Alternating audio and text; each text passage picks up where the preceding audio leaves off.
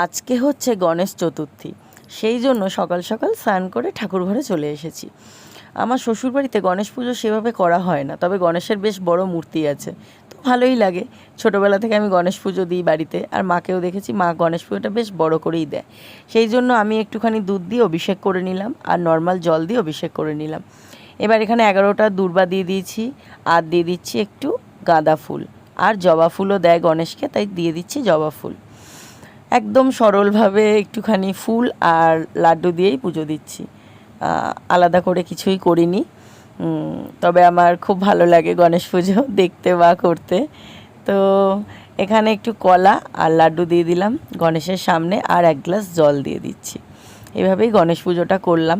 তিথি লেগে গেছে, ওদিকে মাও বাড়িতে করছে। দেখো মিষ্টি লাগছে কিন্তু গণেশ বাবাকে। আর সাথে আমার গোপু সোনার পুজো তো রোজ আমার থাকেই, তাই গোপু সোনাও কি বাদ যাবে, তাই গোপু সোনাকেও 2টো লাড্ডু আর কলা দিয়ে দিয়েছি। আজকে এভাবেই গণেশ পুজোটা শেষ করলাম।